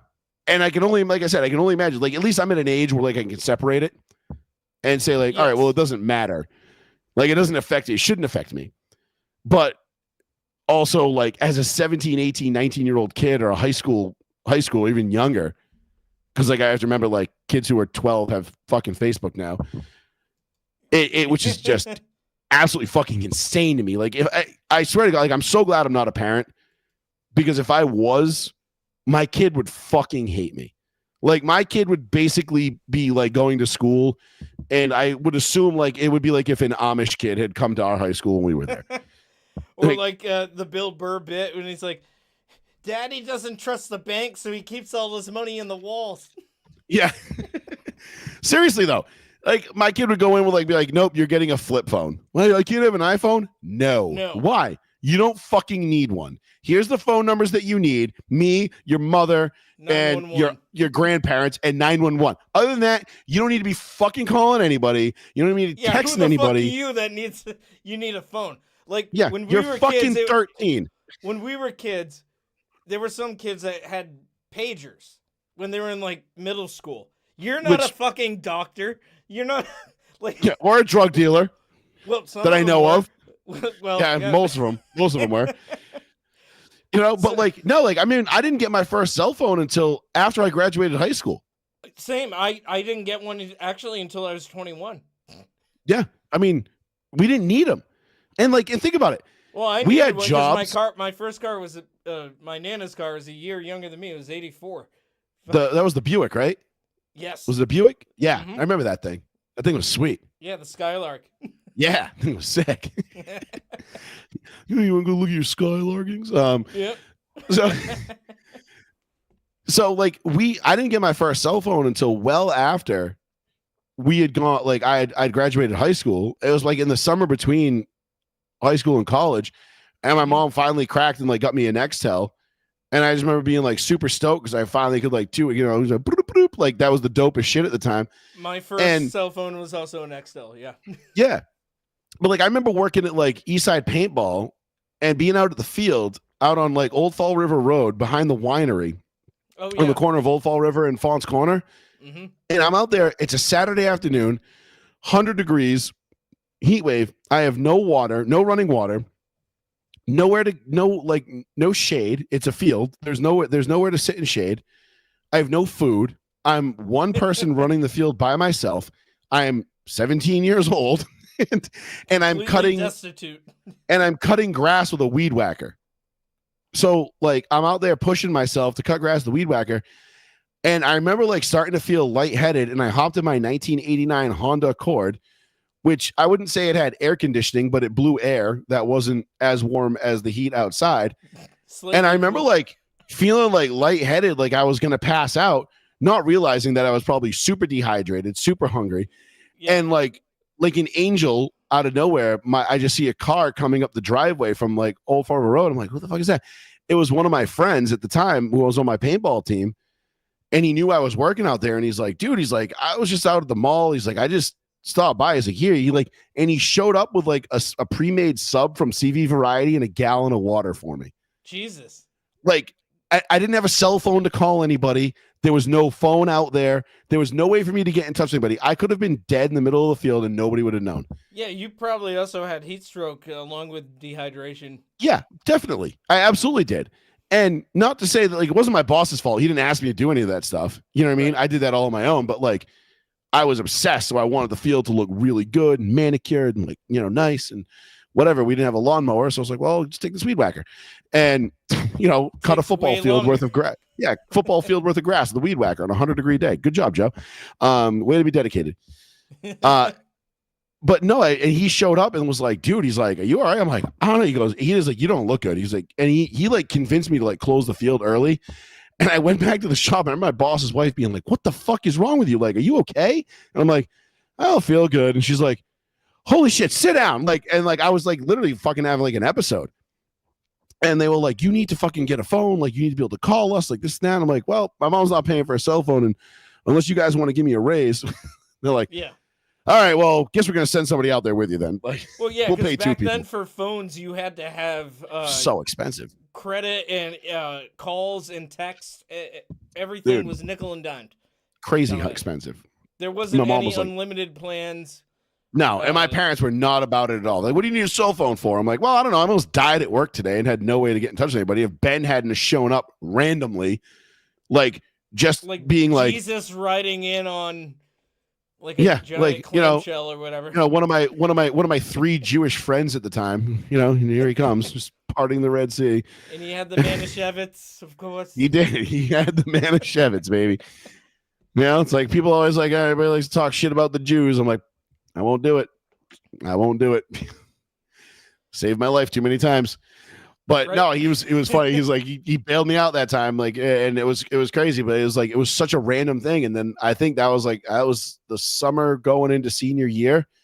And I think that was when my mom was finally like, all right, maybe we do need to get you a cell phone. Cause this is like, that's ridiculous. Yeah. Yeah. And like, there was no, like I said, there was fucked up. Yeah. There was no phone line out there, nothing, dude. And like, I'm one 17-year-old kid in charge of like tens of thousands of dollars worth of paintball equipment. And it's like in a shed. And I'm like, I can't leave because if I leave and lock up the shed to leave and somebody shows up and then goes back to the shop and it's like, hey man, we went to your field to play, but there was nobody working there. There was no there. I'm going to get fucking reamed out and fired. Like, yeah, that, and also I can't, it's in the can't be like to a degree there. Like it's, oh, back then that was the sticks, dude. There was nothing on Fons Corner Road out that way. Back then, nope. It was all farmland. That was well before all the medical shit and all that stuff. So, City View was still around. Yeah. The golf course was right across the street. You're right. Mm-hmm. Forgot about that. Yeah, fucking white. Wow, I forgot all about that place. Oh, that was my jam. The mini golf and then the pitch and putt. Paul and I would go out there and bring each like a pint of Jack. And we'd pay to play like the first 9.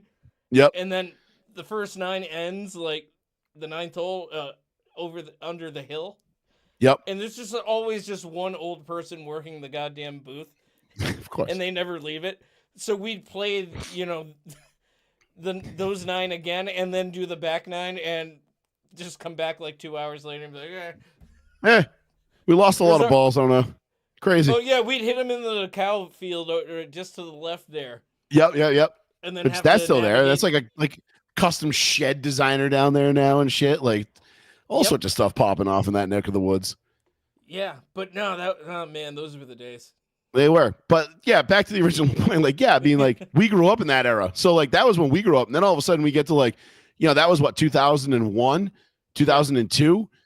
Fast forward 4 years and it's like, here's this new thing called Facebook and MySpace. Facebook, and we're like, MySpace came out when I was leaving. I think it was 04, 03 maybe. 03, because Friendster was already a thing, but that never really caught on.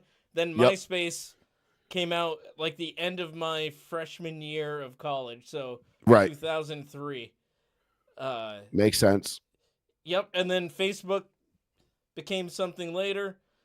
I didn't get one until like 2007, because that's when you didn't need like a college email address. Like, yeah, I think I got mine in 06 because I was still at BCC at that point, and then I went to Bridgewater like shortly after. But email address. My wife signed me up for mine.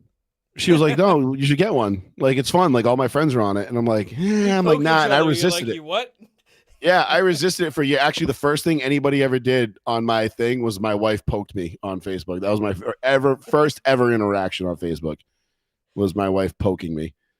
Well, that just seems so fitting now, right? Yeah, I know, right? Now, well, she's my girlfriend at the time, but yeah.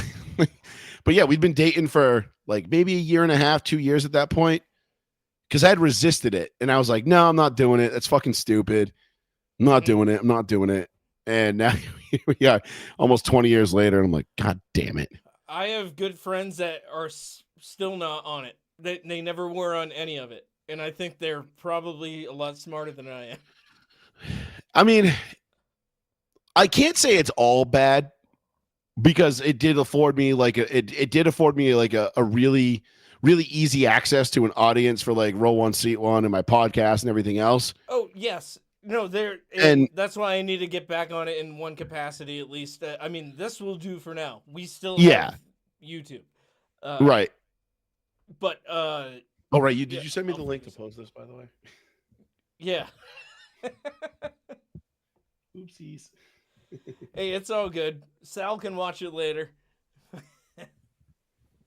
Oh wait, I can't even tag you in this because you don't have a. Or do you? Is it still gonna let me tag you? I might. Don't even bother. Just share the link.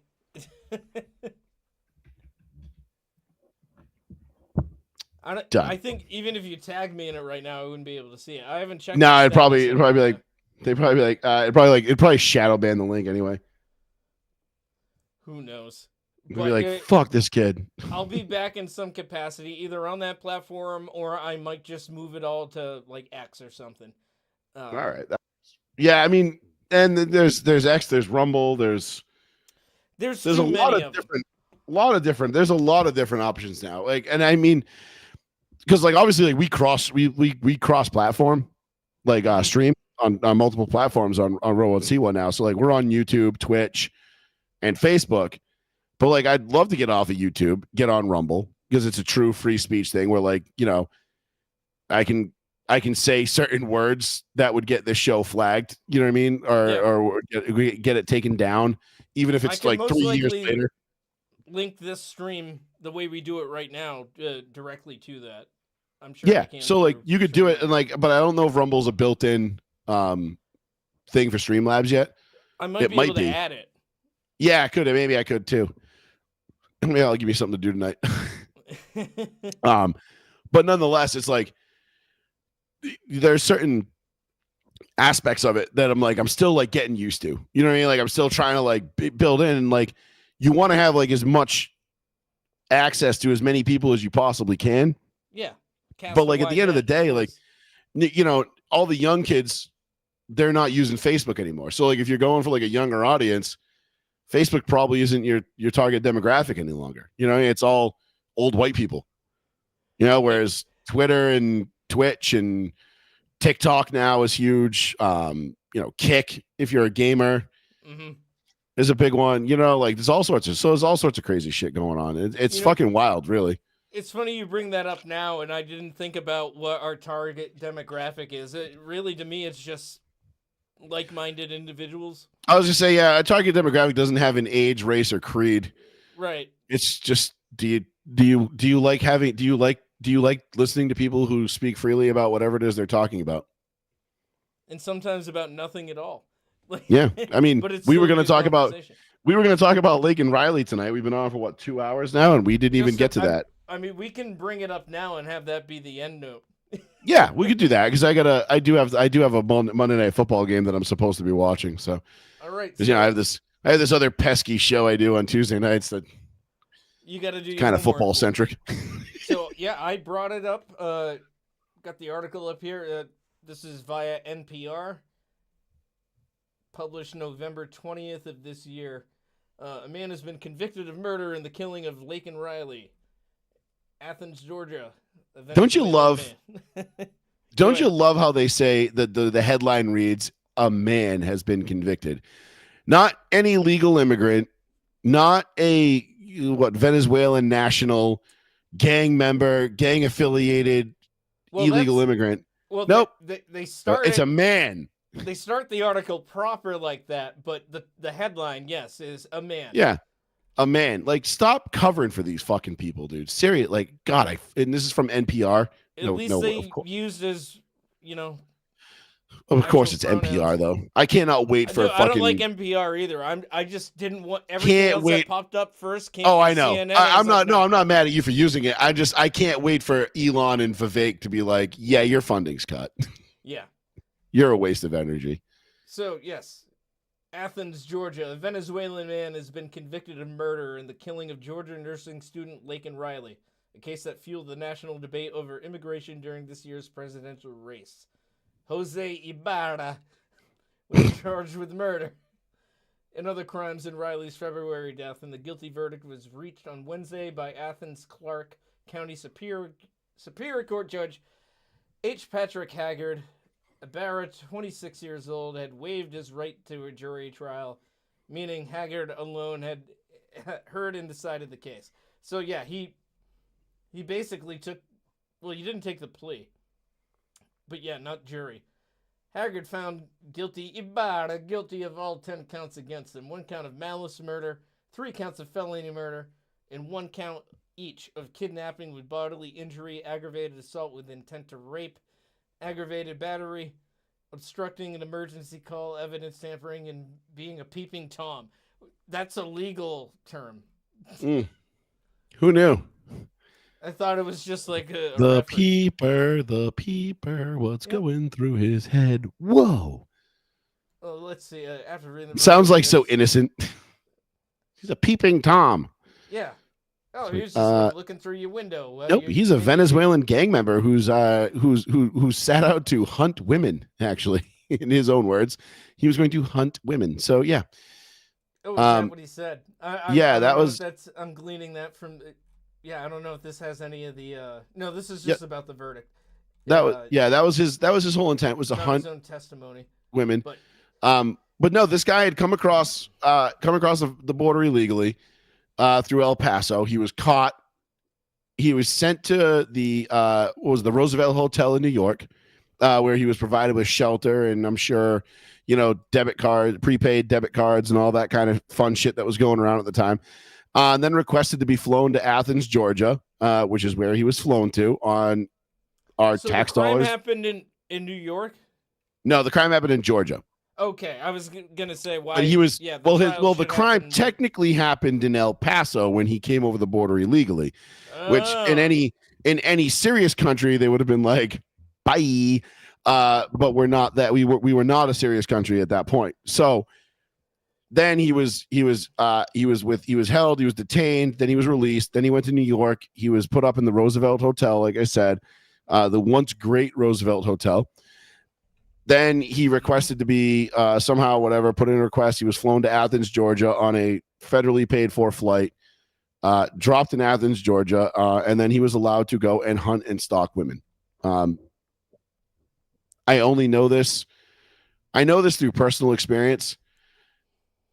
But when you, I don't even know if I should say it, but like the amount of rapists that I come into contact with, there's an alarming amount that are of Hispano-America heritage. Let's put it that way. Well, I mean, like the percentage is like yes, off the charts. I believe you because yes, yeah, exactly. No, I'm not saying this like this isn't like me just like going out in the street and asking me like no. Like I'm telling you, like in the cell block that I run, like the amount of people who are in for sexual crimes, like on a per capita basis, man, do Hispanics have a really tough time respecting and not degrading women.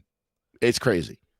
It's I don't know if it's look. It's all about the machismo, Chico. I guess, but like it. Most of them are inherently Catholic. It's trust me. That dissonance between the two things because white Catholic and Hispanic Catholic diametrically different. Like very much so. They overlap in a Venn diagram of certain things, but the other things, specifically like how they treat women, is so polar opposite. I actually had a con who I've gained a pretty good rapport with over the years, and I was talking to him one day, and we were talking about we're up in Norfolk. There is the Bay State prison, which is has been shut down for a number of years, and you probably heard about it in the news. They opened it up and they turned it into a center for the migrants, place for them to live. So they took an old prison. Yeah, they took the old prison in Norfolk, they refurbished it, and now they're putting up migrants over there and housing them.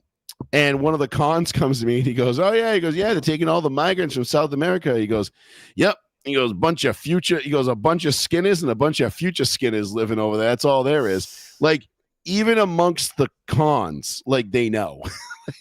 like it's just this is Well, It's yeah, just we're what it gonna have is, fun man. with these assholes when they Oh, join. he's like, yep. He goes, they're just conditioning them to getting them conditioned to live in prison for the rest of their life because that's where they're going to end up anyway because they're all a bunch of Skinners. And I'm like, Skinner is a term for rapist in the prison system.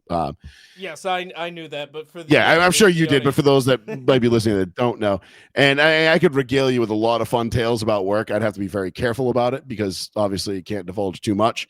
But there is like the hierarchy of criminal within a prison.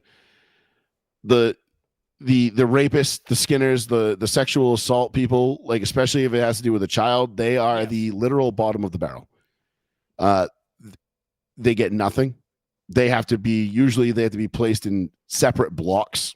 Yeah, they get away the utter from disdain from the rest of the population. Yes, like the guy who was a serial killer and murdered 47 people. It gets more respect from all the other cons than the guy that raped and Diddled murdered one kid.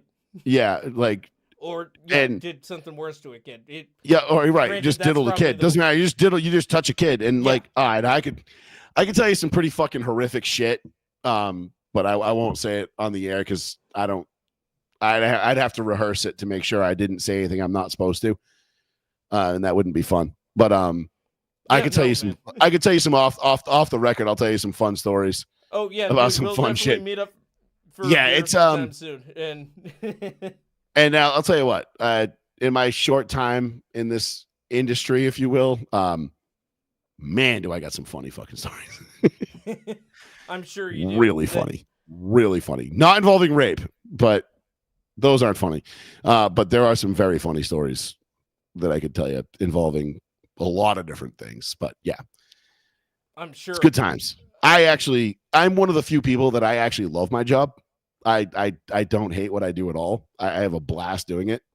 And someday when I retire, like part of my retirement plan is to partially write, like I want to do like a screenplay and or write like a sitcom, either a sitcom or like a documentary or like a mini series about just the hilarious shit that I've seen in my short time in this. Hopefully you've been writing it down or logging it somehow. It's all up here. And Okay. if you get a couple drinks in me and just start asking me stories, dude, they all just come flowing back. Well, yeah, dude, if you want to write a book, get a ghostwriter. Like you just Oh, sit yeah. down with them, you go, all right, here we go from the beginning of where I want to start this. And then just talk. Yeah. Seriously, like I probably should just start narrating my career from like day one. Just to myself. Right? Well, yeah. But it's just because it's fuck. Captain's It's log. dude. I mean, it's wild, dude. I mean, some of the shit that's been said to me that I've said, situations I've found myself in. I mean, there's some wild shit, dude. I can tell you the only time I've ever been scared at work was the time I was confronted by, when I say a white supremacist, I mean like an actual white supremacist, not like a real one. Yeah, like a real one, not like the you and CNN me kind. just being called it because we voted for Trump. Which is why I think it's hilarious when people like, they call me like, oh, you're a Nazi sympathizer, you're a white supremacist. And I'm like, you've never met one, have you? like a real one. You've never met a real one. No, you've never met a real one, have you? Like, Just no, somebody I can tell disagree you haven't. Like, you should. They're a lot of fun, trust me. But yeah, that was the only time I've ever been like actually like had a moment where I was like, oh shit, like I could be in trouble here. And luckily all's well that ends well. But I mean, when you run into the dude with the, when the guy walks into the yard of 500-ish cons and stands like kind of on the top, there's like a little hill like above the yard and it goes down to like the basketball courts and everything. And he just stands there with his shirt off with the swastika on his chest and like the crows and everything else. And he just literally just stands there so everybody can see him and like literally just flexing. And you're like, oh, this guy's going to be a problem. Like this is going to be a barrel of monkeys. Let me tell you. Oh, that's how he introduces himself. Okay. First day, like literally first 5 minutes in the camp. And we're like, oh, fuck. And like everybody who knows. And you're like, God damn it. And sure enough, like that ended up being the one guy I ended up having a situation with where I was like, actually afraid, like that I might have to like like I might get fucked up here. Yeah. Because it wasn't one-on-one. He didn't. I knew it wasn't one-on-one, but they did a very good job of making it seem like it was about to be one-on-one, but it wasn't going to be one-on-one. I quickly wisened up to that fact. Luckily, I was lucky, and my gift of gab got me out of that. But fun stories, though. A lot of good times. I can only imagine. That line of work, I'm sure. I've seen all kinds of things in my different professions, but that's a whole different fucking. It's a whole different world, dude. It's not even. I was gonna say same sport. It's not the same league. It's not the same. No, it's funny because like where I work is a different world. Where I work is considered pretty tame, and while it's not. It's weird. I'd have to explain it to you, but it's like it's you still get the same people, right? Like it's a murderer's a murderer, a guy doing life is a guy doing life. Like it's just there's some shit that happens and some things that go down, and it's just a lot of the times it ends up being really fucking funny. Like I mean, really fun. There's this one con, and I'll leave you with this. I'll leave you with this thought. He's like 500 pounds. He has a Don King. He has a Don King-esque, right? Now, finally. He has a Don King-esque fro, and he talks like Mike Tyson. Like, I swear, I shit you not. This dude. So he looks like John King, but he sounds like, so it's like. He looks like he's a 500-pound. Yeah, he's a 500-pound Don King who talks like Mike Tyson. He has like the lisp and everything. It is one of the, like, probably, I don't even know if I should say this, but like I have his picture on my fridge because he's that. I'm like, the first day I ever saw him, I was like, I need a picture of this motherfucker. I was like, I remember coming home and being like, telling my wife about him and being like, no fucking way that guy actually exists. Like, there's no way. You're not gonna believe this, babe. The most ridiculously over the top TV show couldn't create this character, and yet like Jerry Springer. Here he is. Yeah, it was, dude. It's so fucking over the top. Like, and it's. I'm telling you, man. Like, I have several $1 million ideas stored in my head, and I'm not the only one because there's a lot of people that have seen a lot more than I have. But I'm gonna find a way to make this into something funny because it is very funny. Yeah, but right. So the rape isn't funny. Keep other than in your own mind, or keep it up that way. Keep that log. Keep it going. I know. I'll have to start doing like a. I'll just start doing like a Towley thing where I just start memoirs.